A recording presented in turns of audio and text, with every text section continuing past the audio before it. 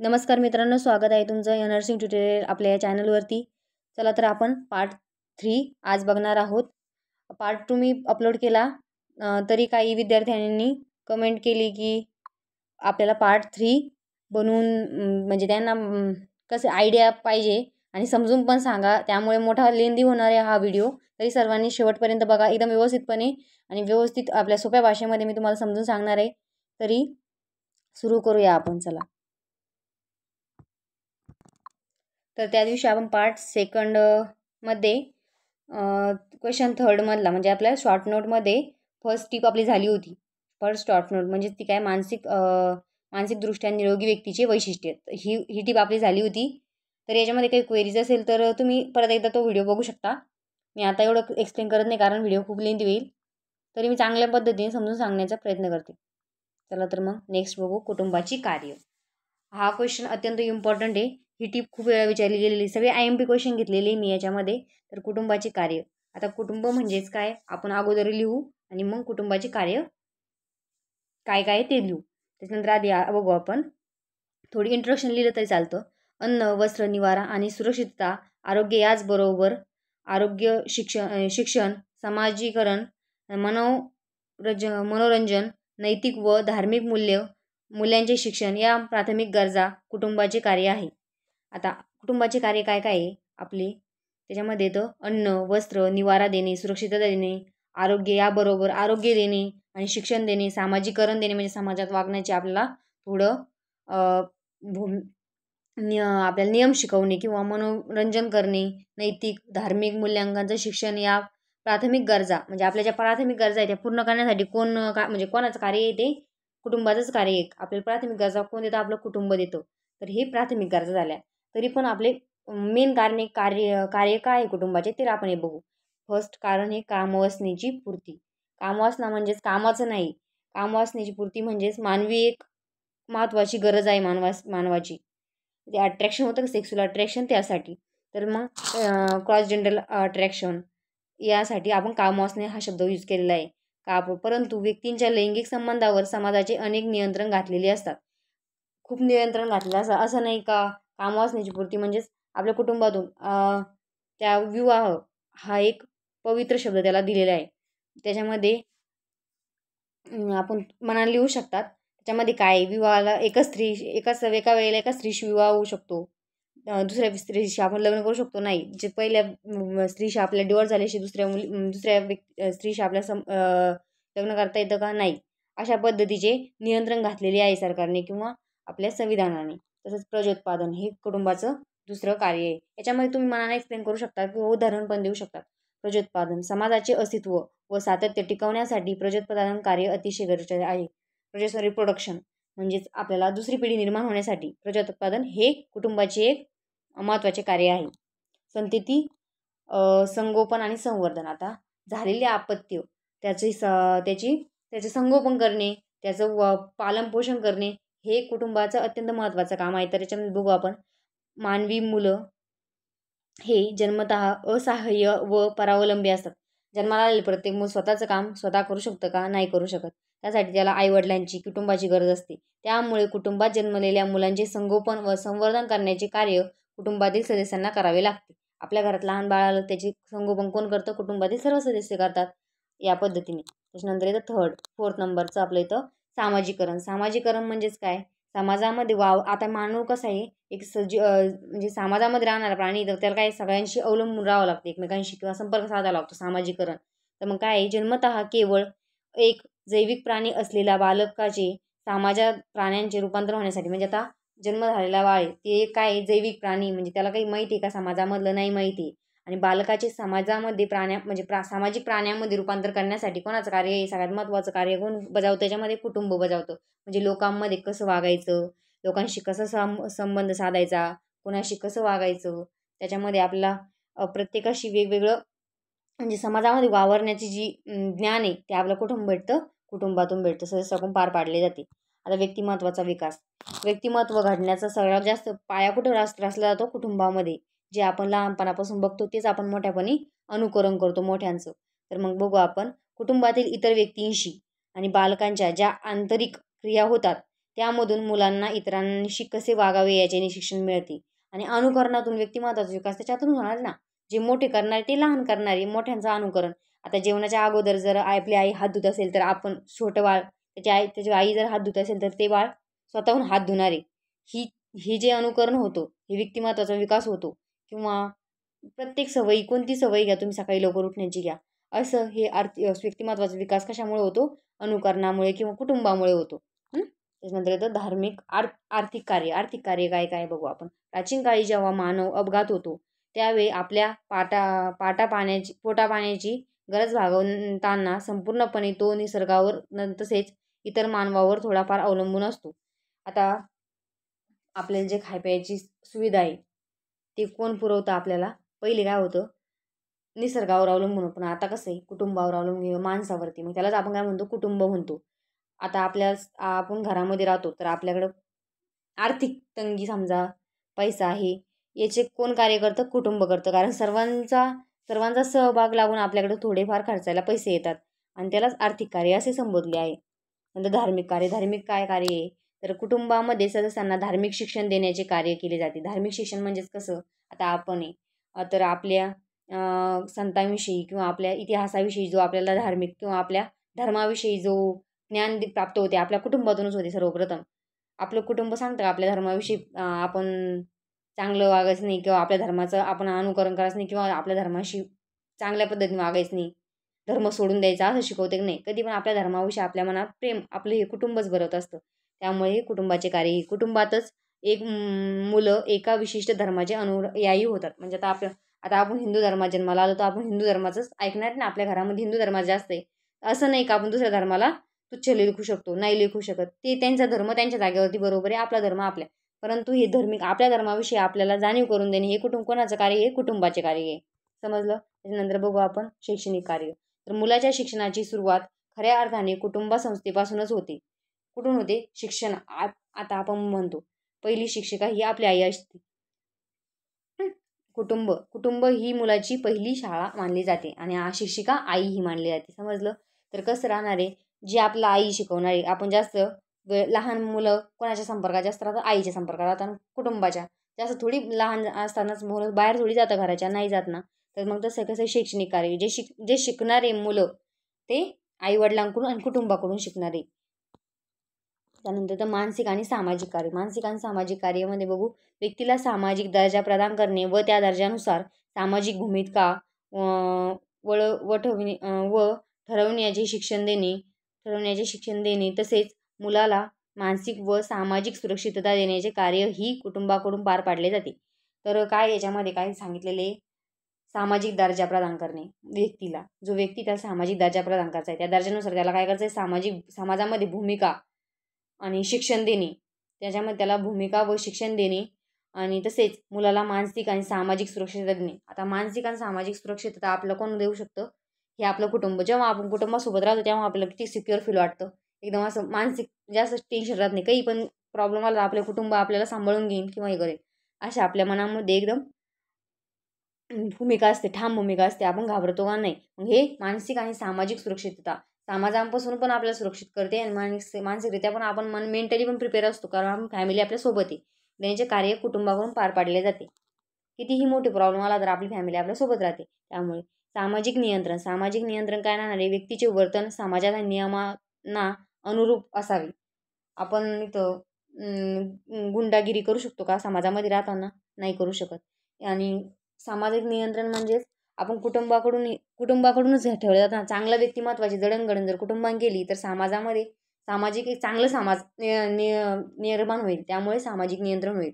तर मग याच्यामध्ये व्यक्तीचे वर्तन आणि सामाजिक नियमाचा अनुकरण असावे. हा सामाजिक नियंत्रणाचा उद्देश आहे.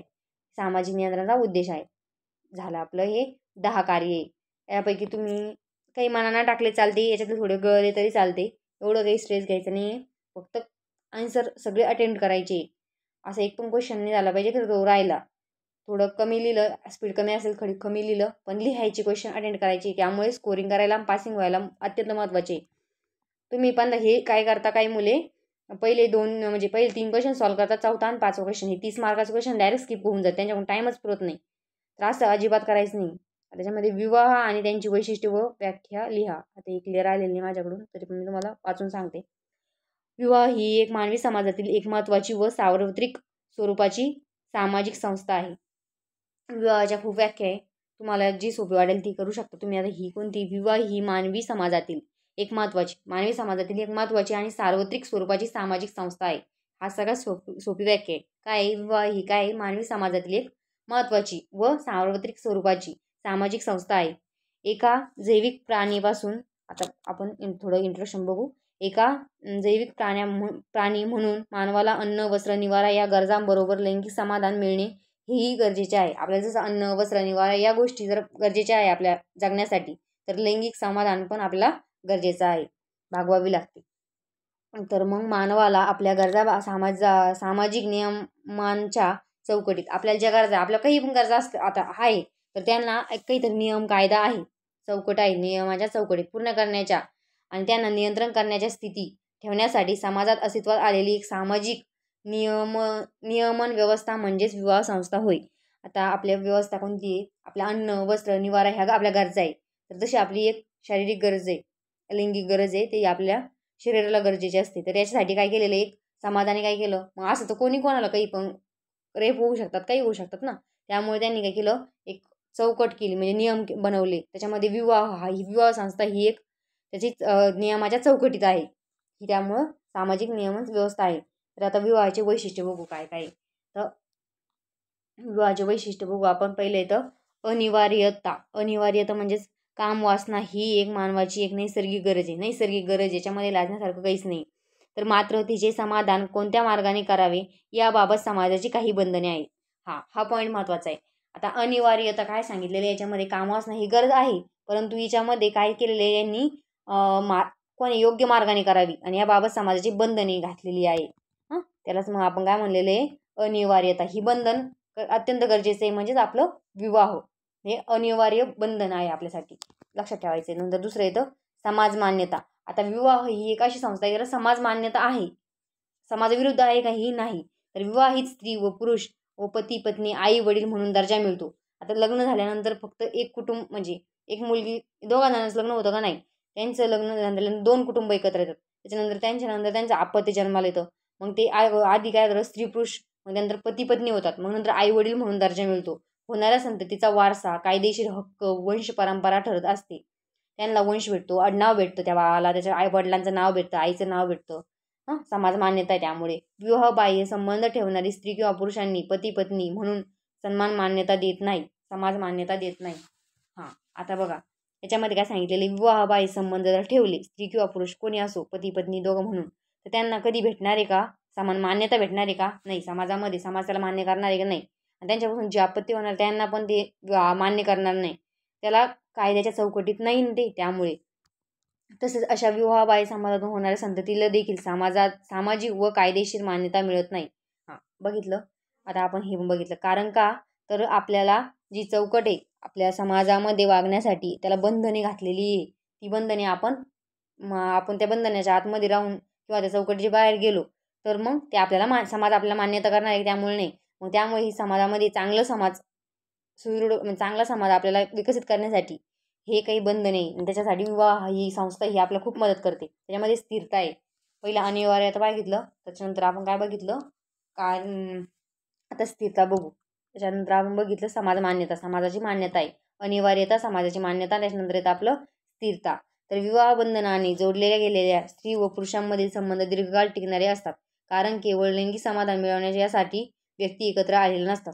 आता विवाह म्हणजे फक्त लैंगिक संबंध नाही आहे, त्याच्यामध्ये खूप कारण हा कालावधी खूप, आता जसे आपले आई वडील आहे, आई वडिलांसोबत आपलं एक प्रेमाचं चांगलं पवित्र नातं आहे, तसंच आपलं त्या पुरुषासोबत किंवा त्या जोडप्यांमध्ये दीर्घकाळ संबंध राहणार आहे. कारण जोपर्यंत ते डेथपर्यंत, त्यांच्या शेवटपर्यंत ते सोबत राहणार आहे, त्यामुळे हे एकत्र राहणार आहे. आता बघू आपण, विवाह संबंध हा कायम स्वरूपाचा दीर्घकाळ टिकणारा स्थिर व स्वरूपी संबंध असतो.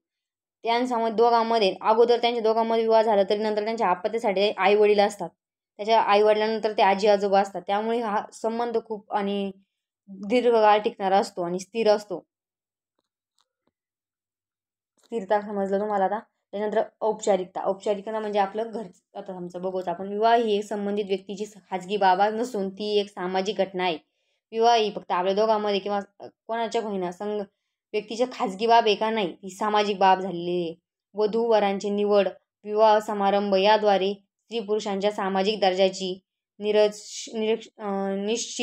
निश्चिती जाहिरातपणे केली जाते. आता लग्न आपण मोठं करतो, खूप पाहुणे वगैरे बोलवतो, नातेवाईक आपले बोलवतो, तर यामध्ये काय होतं, विवाह ही मग आपल्या दोघांमध्ये राहते का नाही, ही एक सामाजिक बाब घटना होऊन जाते. त्यामुळे जेव्हा ते सेपरेट होतं तेव्हा सर्व आपल्याला कोर्टामध्ये जावं लागतं किंवा त्याला डिवॉर्स वगैरे या अशा गोष्टी आपल्या समाजामध्ये आहे. तर अधिकार प्राप्ती व जबाबदाऱ्या. अधिकार काय काय भेटतात आता बघू. आपल्या विवाहामध्ये वैशिष्ट्य विवाहाचे काय काय सांगितलं आपण पहिल्यापासून, तुम्ही रिव्हिजन मारत राहा. त्याच्यामध्ये आता अधिकार प्राप्ती सगळ्यात शेवटचा असेल. तर जबाबदाऱ्या पण असतात, अधिकार प्राप्ती भेटतात. विवाह संबंधामुळे काही अधिकार प्राप्त होतात. आता कोणाकोणाला काय काय अधिकार प्राप्त होणार आहे. पत्नी पदाचे काही हक्क स्त्रीला मिळतात. आता पत्नी म्हणल्यानंतर ती अर्धांगिनी होती, म्हणजे तिच्या जी संपत्ती असते त्याच्यामध्ये पण स्त्रीला समान वाटा भेटून जाणार आहे. आणि त्याच्यानंतर तिला नाव भेटणार आहे. पती म्हणून पुरुषालाही काही हक्क मिळतात. पती म्हणून पुरुषालाही भेटतात आणि स्त्रीला पण भेटतात हक्क. बरोबर त्यांना परस्परांबद्दल काही जबाबदाऱ्या पार पाडाव्या लागतात. त्यांच्यावर आता कोणती गोष्ट आपल्याला काही भेटत असेल त्याच्यावरून आपल्याला काहीतरी वापस पण द्यावं लागतं ना. तर मग आपलं काही भेटतंय, हक्क भेटतंय म्हणल्यावर जबाबदारी पण भेटणारच ना. तर ही पार पाडाव्या लागतात. त्याचबरोबर आपल्या संततीची जबाबदारी त्यांना घ्यावी लागते. आपल्या संपत्ती अपत्य असतं त्या पुरुषाचं, तर त्याला पण त्याची जबाबदारी स्त्रीला व पुरुषाला दोघांना पण घ्यावी लागते. झाला तर हा क्वेश्चन. थर्ड क्वेश्चन झाला आपला. आता नंतर नर्सिंगमध्ये मानसशास्त्राचे महत्त्व. आता ही चौथी टीप आपली शेवटची. आता 4 टिपा होत्या आपल्या, तर ही शेवटची टीप आहे. त्याच्यामध्ये नर्सिंगमध्ये मानसशास्त्राचे महत्त्व काय आहे. इम्पॉर्टन्स ऑफ द मेंटल काय आहे आपलं मानसशास्त्राचे महत्त्व. तर बघून घेऊया मानसशास्त्राचे सामान्य महत्त्व काय काय. तर मानवी वर्तन समजणे. आपल्या नर्सिंगला आपण म्हणजे किंवा ANM GNM ज्या आपल्या नर्स असेल त्यांना मानसशास्त्राचे ज्ञान असले का गरजेचे आहे. तर आपल्याला मानवाचे वर्तन समजले पाहिजे, कोणते सामान्य कोणते असामान्य. मानसशास्त्रामुळे व्यक्तीच्या भावना विचार निर्णय समजतात. त्यांच्या वर्तनामुळे किंवा मानसशास्त्रामुळे आपल्याला कळतं त्यांच्या भावना काय आहे, विचार काय आहे, निर्णय काय समजतात. त्याच्यानंतर इथं सकारात्मक सवयी विकसित होतात. सकारात्मक सवयी विकसित होतं म्हणजे आपण आत्मविश्वास होतो, प्रेरणा आणि सहकार्य शिकवते. आपल्याला रुग्णाशी कसे वागावे, आपल्या स्वतःविषयी आत्मविश्वास आणि प्रेरणा भेटत राहते. त्याच्यानंतर इथं समस्या सोडवण्याची क्षमता म्हणजेच आपण मानसिक आरोग्य सगळं शिकलो. त्याच्यामध्ये संघर्ष येतो, मानसिक संघर्ष, तणाव, चिंता यांच्याशी आपण कसं लढून कसं स्वतःशी संघर्ष न होता व्यवस्थितरित्या समायोजन करून आपण ती समस्या सोडवण्याची क्षमता आपल्यात निर्माण झाली पाहिजे. त्यामुळे आपल्याला मानसशास्त्र अत्यंत गरजेचे आहे. त्याच्यानंतर सामाजिक व्यवहार सुधारतो. आता समाजामध्ये आपल्याला मानसशास्त्र सगळा अभ्यास असल्यानंतर खूप फायदे होतात. त्याच्यामध्ये आपल्याला संवाद कौशल्य येतं, म्हणजे आपण एकदम समजदार होतो. त्याच्यानंतर समुपदेशन कौशल्य वाढते. त्यामुळे सामाजिक व्यवहार सुधारतो. आणि परिचारिकेने मानसशास्त्र का शिकावे. तर आता परिचारिकेने मानसशास्त्र का शिकावे. आता ही वरती 4 कारणे आपण लिहिली. तर मग आतरी पण अजून बघू आपण काय. रुग्णाची मानसिक स्थिती समजते. आता रुग्ण आला आपल्याकडे, त्याची मानसिक स्थिती आपल्या कशी काय, स्वाभाविक आहे का नाही, अस्वाभाविक आहे ते आपल्याला कळते. कारण आपल्याला जेव्हा अस्वाभाविक चिन्ह लक्षणे माहिती असेल आणि स्वाभाविक चिन्ह लक्षणं माहिती असेल तेव्हा आपण त्यांचे दोघांतील फरक स्पष्ट करू शकतो ना. तर त्यामुळे आपल्याला त्याची आपला अभ्यास करणे गरजेचे आहे. रुग्णाचे मनोबल वाढवण्यासाठी त्याच्या भावनिक गरजा ओळखण्यासाठी मानसशास्त्र उपयुक्त ठरते. आपल्याला त्याच्या भावनिक गरजा ओळखायच्या आहे. अजून काय करायचं आहे, रुग्णाचे मनोबल वाढवायचे, त्यांना प्रेरणा द्यायची, त्यांना एकदम सकारात्मक दृष्टिकोन दाखवायचा आहे आणि त्यांच्या गरजा ओळखून त्यांना मानसशास्त्र आपलं उपयुक्त ठरते काहीतरी आपल्याला आरोग्य शिक्षण देण्यासाठी. त्याच्यानंतर तणाव व आघात व्यवस्था करण्यासाठी. आता काही आपले रुग्ण जे डिप्रेशनमध्ये गेले असतात, त्यांना डिप्रेशनमधून बाहेर काढण्यासाठी आपल्या मानसशास्त्राचा अभ्यास असणं अत्यंत गरजेचं आहे. परिचारिका सतत दबावाखाली काम करते. परिचारिका हे सर्वांना माहिती, परिचारिका सतत दबावाखाली कार्य करते. मानसशास्त्राची ती स्वतः व इतरांना योग्य मार्गदर्शन करू शकते. स्वतःला पण कधी कधी आपल्याला एकदमच डिप्रेस फील होतं, तर ते स्वतःला पण आणि इतरांना पण योग्य मार्गदर्शन करू शकेल. त्याच्यासाठी मानसशास्त्राचा अभ्यास असणं अत्यंत गरजेचं आहे. प्रभावी संवाद पाहिजे. आता आपला मानसशास्त्राचा अभ्यास असल्यानंतर आपण काय बोलल्याने काय समोरच्या माणसावर आपला प्रभाव पडणार आहे. त्यामुळे आपला प्रभावी संवाद आपला हे एकदम प्रभावी पाहिजे. आपला शब्द हा एकदम प्रभावी पाहिजे. जेणेकरून रुग्णाला, नातेवाईकाला व सहकाऱ्यांशी संवाद साधताना समजूतदारपणे आणि सहानुभूतीने आवश्यकता असते.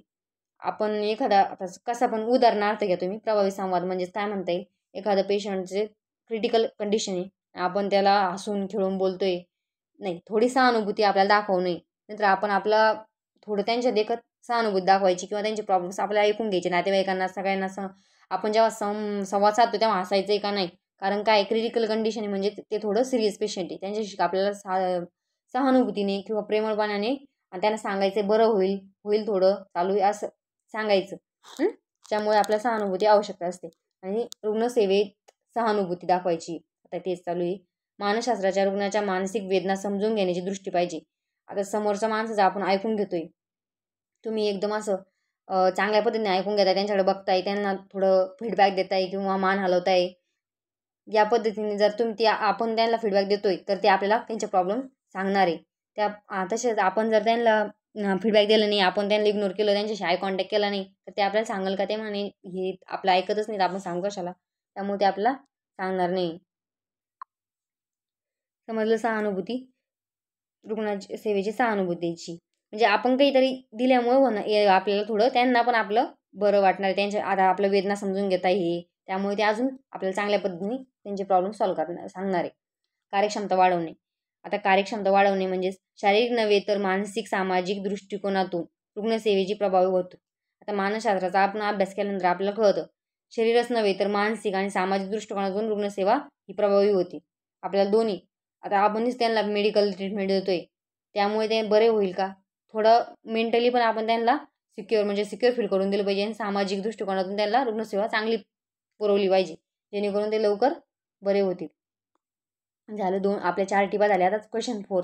आता 15 मार्काचा क्वेश्चन आहे, सगळ्यांनी लक्ष देऊन ऐका आणि बघा. त्याच्यामध्ये सामाजिक गट, सामाजिक समूह हे दोन्ही एकच आहे, कन्फ्यूज होऊ नका. आणि याच्यामध्ये ज्या व्यक्ती, आता याची व्याख्या बघू. परिभाषा करा म्हणजेच व्याख्या.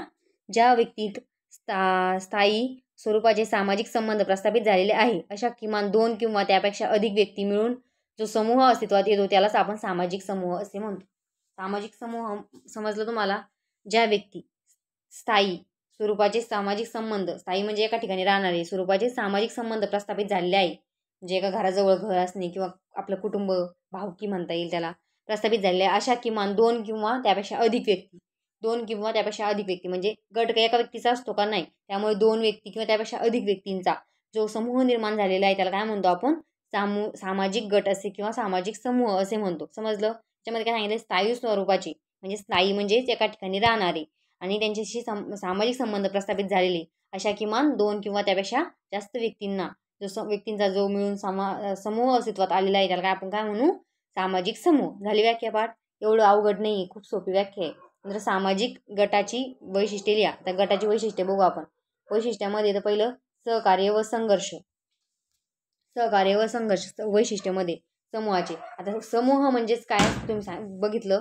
पहिलं आपण समाजामध्ये राहायसाठी आपण समूह तयार केला, तर त्या समूहामध्ये पहिलं काय येणार आहे, एकमेकांशी सहकार्य करणे. सहकार्य केल्यानंतर थोडाफार संघर्ष होणारच आहे. सहकार्य व संघर्ष. त्याच्याबरोबर आपण समाजामध्ये राहताना काय होणार आहे,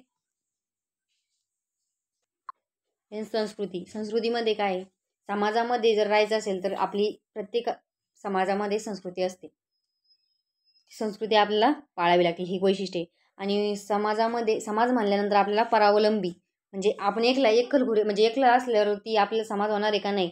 परस्परावलंबी म्हणजे एकमेकावर अवलंबून राहतो. समाजामध्ये गतिशीलता असते, एकमेकावर अवलंबून असतील म्हणजे लवकर काम होतं, त्याला गतिशीलता म्हणता येईल. नंतर सामाजिक स्तरीकरण. त्याच्यामध्ये स्तर पाडलेले असतात. उच्च स्तर, त्याच्यापेक्षा खालचा स्तर, म्हणजे ते आपल्या आर्थिक स्थितीवरून पाडतात, नाही तर जातीवरून जे स्तर पाडलेले ते बघू आपण. परस्परावलंबी समाजामध्ये राहणारे. पहिला बघायचं परस्परावलंबी, मेन सगळ्यात महत्त्वाचा. समाजाचं एकदम वैशिष्ट्य, समाजाचं अत्यंत महत्त्वाचं आहे आणि एकदम फर्स्ट प्रायोरिटी आपलं लिहिणं. परस्परावलंबी. समाजामध्ये राहणारे व्यक्ती एकमेकावर अवलंबून असतात. असा माणूस आहे का समाजामध्ये राहणार तो एकला आहे, नाही राहू शकत तसं. त्यामुळे एकमेकांवर अवलंबून आपण सपोज आपल्या घराजवळच्या माणसांशी संबंधात असतो ना, परस्पर अवलंबी, आपल्याला त्यांचं गरज पडते ना कधी कधी, आपण अवलंबून असतो ना, ते आपल्यावर अवलंबून असतं, आपण त्यांच्यावरती. माणूस हा कसा प्राणी आहे, सामाजिक प्राणी आहे. एकमेकांवरती आपल्याला एकमेकांची गरज पडणारच आहे, अवलंबी असतात. आणि गरजा पूर्ण करण्यासाठी सहकार्य करतात, सगळेच करतात. त्याच्यानंतर संस्कृती, सामायिक विश्वास, रीतिरिवाज आणि नियम व्यक्तीच्या वर्तनाला मार्गदर्शन करतात. समजलं? सामाजिक विश्वास, रीतिरिवाज आणि नियम व्यक्तींच्या वर्तनाला मार्गदर्शन करतात. त्याच्यानंतर गतिशीलता कशासाठी येते? तंत्रज्ञान, अर्थव्यवस्था आणि सांस्कृतिक बदलामुळे समाजामध्ये काळानुसार बदल होतो. ते बदल आपण अडॉप्ट करून घेतो किंवा ॲक्सेप्ट करतो, त्यालाच गतिशीलता. त्यामुळे गतिशीलता होते. आणि समाजामध्ये एकाने केल्यानंतर सगळेजण करणारच आहे, त्यामुळे गतिशीलता वाढते. त्याचं सामाजिक स्तरीकरण, बहुतेक समाजामध्ये वर्ग जात आणि स्थितीनुसार त्यांचे स्थान स्पष्ट केले. आता जातीमुळे काय होतं, उच्च जात, ब्राह्मण जात उच्च राहते, त्याच्यापेक्षा खालची जात, त्याच्यापेक्षा खालची जात, अशा जातीमध्ये वर्गीकरण केलेले. त्याच्यामध्ये वर्ग म्हणजेच एकदम आता middle class, higher class, lower middle class, असे क्लास पाडलेले. हे आर्थिक स्थितीहून पाडलेले, जातीहून पाडलेले, त्याच्या स्थितीनुसार त्यांचे स्थान स्पष्ट केलेले, याला म्हणजे सामाजिक स्तरीकरण. हे वैशिष्ट्यच आहे आपल्या समाजाचं. त्याच्यानंतर सहकार्य व संघर्ष. सहकार्य आपण आता बघू. सामान्य हेतूसाठी लोक एकच काम करतात. सामान्य हेतू म्हणजे सगळ्यांचा समान हेतू आहे, काम करतात. परंतु काय होतं, संसाधनासाठी स्पर्धा देखील होऊ शकते. आपण ध्येय एकच आहे आपलं किंवा हेतू एकच आहे, परंतु त्यासाठी आपल्याला काय होणार आहे, संसाधनासाठी स्पर्धा देखील होऊ शकते. या वैशिष्ट्यांचे समजून घेऊन आपल्या रुग्णांना विविध सामाजिक आरोग्यावरील अडचणीपासून दूर करता येतात, हे समजून घेऊन. मला समानता, अजून एक आहे समानता. समूहामध्ये प्रत्येक सदस्याच्या आवडीनिवडी एकसारख्या नसल्या तरी सुद्धा परस्पर संबंध घनिष्ठ असतात. त्यांच्या आवडीनिवडी वेगवेगळ्या असतात, काही काहींचे पॉईंट ऑफ व्ह्यू वेगळे असतात किंवा आवडीनिवडी वेगवेगळ्या असतात, तरी पण त्यांचे सुद्धा परस्पर संबंध घनिष्ठ असतात. संबंध कसे असतात, त्यांचे घनिष्ठ असतात, कारण त्यांच्या उद्दिष्टांमध्ये समानता असते. उद्दिष्ट काय त्यांचं एकच आहे, त्यामुळे त्यांच्यात असते. झालं. त्याच्यानंतर आता फर्स्ट क्वेश्चन झाला, नंतर सेकंड झाला, नंतर थर्ड येतं आपलं प्राथमिक गट आणि दुय्यम गट, याच्यामध्ये फरक स्पष्ट करा. त्याच्यामध्ये 5 मार्काला क्वेश्चन आहे हा. त्याच्यामध्ये आपण बघू, ज्या समूहातील सदस्यांमध्ये समोरासमोर संबंध, घनिष्ठ संपर्क व सहकार्य असते, असा समूह त्यालाच प्राथमिक समूह असे म्हणतो. मी डायरेक्ट डेफिनेशन लिहून टाकली आहे याच्यामध्ये.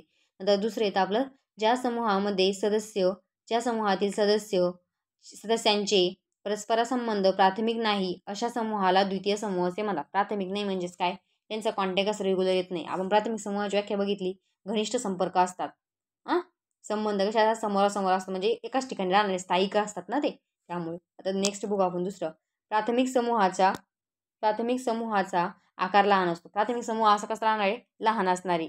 आणि या समूहामध्ये आता द्वितीय समूह कसा राहणार आहे, हा समूह आकाराने खूप मोठा राहणार आहे. ज्यामुळे प्राथमिक समूहाचे सदस्यांचे एकमेकांशी चांगले नाते असणारे, कारण संबंध असणारे, कारण कुटुंबासारखं राहणार आहे हा समूह, प्राथमिक समूह. आता द्वितीय समूह कसा राहणार आहे, सदस्यांची एकमेकांशी कामापुरते संबंध असणारे. किती कसे असणारे, कामापुरते. त्याच्यानंतर अनौपचारिक संबंध असणार. अनौपचारिक म्हणजेच आपलं इनफॉर्मल, आपलं घरच्यासारखंच सपोज.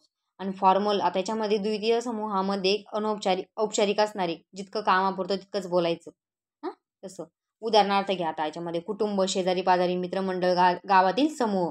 त्याच्यानंतर येतं उदाहरणार्थ संघटना, वेतनवाढ, नर्सेस, युनिफॉर्म.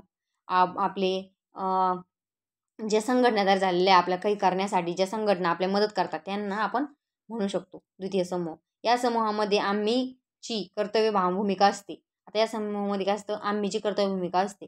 आता आमचं घर, आमचं गाव हे स्वच्छ करायचं आहे, सपोज काही करायचं स्वच्छता, तर आपला काही कार्यक्रम लावायचा आहे, आमचं म्हणून ही भूमिका असते. परंतु याच्यामध्ये द्वितीय समूहामध्ये काय असतं, मर्यादित कर्तव्य भावना असतात. जेवढं आपल्याला सांगितले गेलेले तेवढंच आपण करणार आहे, अशी यांचं असतं द्वितीय समूह. झालं. त्याच्यानंतर येतं आपला प्राथमिक समूह, द्वितीय समूह. अजून एक आय थिंक हा क्वेश्चन 7 मार्काला आलेला आहे. 7 मार्काला आलेला आहे क्वेश्चन. या समूहामध्ये प्राथमिक समूह बघू. या समूहामध्ये व्यक्तिमत्वाची जडणघडण होती. व्यक्तिमत्वाची जडणघडण आपण बघितलं वरती, त्या व्यक्तीला आणि भाषा, जीवनातील आदर्श इत्यादींची जडणघडण होते. त्याच्यानंतर आपण द्वितीय समूहामध्ये, या समूहामध्ये व्यक्तिमत्वाची जडणघडण होत असते. उदाहरणार्थ शाळा मिळून मिसळून राहणे इत्यादी. शाळेत याच्यामध्ये काय होतं, या समूहात व्यक्तिमत्वाची जडणघडण होते. आणि याच्यामध्ये सांगितलं आपलं प्राथमिक समूहामध्ये सांगितलं समूहाची व्यक्तिमत्वाची जडणघडण होते या समूहामुळे. आणि जसं की आपलं काय सांगितलं भाषा, जीवनातील आदर्श इत्यादी. आणि दुय्यम समूहामध्ये काय सांगितलं या समूहामध्ये व्यक्तिमत्वाची जडणघडण होते असते. उदाहरणार्थ शाळेमध्ये होते आणि मिळून मिसळून राहणे. त्याच्यानंतर येतं 8 नंबरचं या समूहामध्ये प्राथमिक समूहामध्ये आपुलकी प्रेम जिव्हाळा असतो. द्वितीय समूहामध्ये या सदस्यांच्या वर्तनावर नियंत्रण ठेवण्याची मुद्दाम कायदे नियम तयार केले असतात. म्हणजे आपलं आता हे प्राथमिक समूहामध्ये आपण जिव्हाळा प्रेम आपण दाखवू शकतो आणि आपुलकी असतेच. परंतु द्वितीय समूहामध्ये तसं नाही आहे. वर्तन नियंत्रण ठेवले पाहिजे, कायदे असतात, नियम असतात. याच्यामध्ये जास्त बोलायचं नाही, जास्त कोणाशी कॉन्टॅक्ट करायचं नाही, आपलं कामापुरतं असे समूह असतात. त्याच्यानंतर 9 नंबरला तसेच यामध्ये आम्हीची भूमिका असते आपले घर आपले गाव. तर याच्यामध्ये दुसऱ्या समूहामध्ये काय द्वितीय समूहामध्ये यामध्ये कामे म्हणजे सांगितलेले काम व सोपवलेली जबाबदारी पूर्ण करणे इत्यादी. तर आता आपण परत प्राथमिक समूहामध्ये प्रत्येक सदस्याच्या स्थानाला महत्त्व प्राप्त झालेले आहे. आणि द्वितीय समूहामध्ये एकाची सेवानिवृत्ती झाली की दुसरी व्यक्ती त्या ठिकाणी येते. ते काम थांबणारे कोणासाठी नाही थांबणार द्वितीय समूहामध्ये. समजलं? आता बघू आपण क्वेश्चन 5वा. तर क्वेश्चन 5व्यामध्ये पण हाच क्वेश्चन रिपीट झालेला आहे. मी क्वेश्चन पेपर काढलेली होती ज्यामध्ये हा क्वेश्चन आपला प्राथमिक समूह आणि द्वितीय समूह फरक स्पष्ट करा हा क्वेश्चन 2दा आलेला आहे. असं बरेच वेळ झालेलं आहे का बायो सायन्समध्ये पण झालेले, बिहेवियर सायन्समध्ये पण झालेले. म्हणजे वरती टिपामध्ये जो क्वेश्चन विचारला तोच 5व्या किंवा 4थ्या क्वेश्चनमध्ये विचारलेला आहे 5 मार्काचा. त्यामुळे असे क्वेश्चन प्रेफर करायचे आपल्याला जास्त लिहायला, कारण ॲन्सर सेम आहे. पाठ असले तर आपल्याला दोन्ही ठिकाणचे मार्क भेटून जातात. त्यामुळे असे क्वेश्चन प्रेफर करायचे. आता झालं व्यक्तिमत्वावर परिणाम करणारे घटक कोणकोणते. मानवी व्यक्तिमत्वावर त्याच्यामध्ये घटक कोणते? शारीरिक, मानसिक, भावनिक आणि वर्तन आणि बौद्धिक. आता वर्तन म्हणलेच मानसिक आहे, पण आता झालं ते माझ्याकडून. त्याच्यामध्ये शारीरिक घटक बघू आपण. शरीराची ठेवण, बांधा, उंची, वजन, रंग, चेहऱ्यावरील भावना, शारीरिक आरोग्य इत्यादी महत्त्वाची शारीरिक घटक आहे. व सामान्य माणसाच्या दृष्टीने चांगले व्यक्तिमत्व म्हणजेच प्रभावी, प्रमाणबद्ध, आरोग्यपूर्ण शरीर. सामान्य माणसाच्या दृष्टीने चांगले व्यक्तिमत्व म्हणजेच प्रभावी, प्रमाणबद्ध, आरोग्यपूर्ण. मला वाटतं व्यक्तिमत्वाचा आपण उद्या वगैरे बघू, कारण खूप लेंदी होतोय. नंतर तुम्ही कंटाळा करता बघण्याचा. आणि हा क्वेश्चन IMP आहे, 2-3 वेळेस आलेला आहे व्यक्तिमत्वाचा. हा मी सेपरेट 15 मार्काचा क्वेश्चन आपल्याला पोस्ट करते, एक्झामच्या अगोदरच करते. बायो सायन्सच्या पेपरच्या दिवशी तुमच्या 23 तारखेला केला तरी चालेल. नाही तर त्यात झालं तर त्याच्या अगोदर पण करून टाकते, चालेल. तरी सर्वांनी व्हिडिओला शेअर करा. सबस्क्राईब करत नाही आहे, सबस्क्राईब वाढतच नाही आहे, तरी सबस्क्राईब करा प्लीज आणि व्हिडिओला लाईक करा. थँक्यू.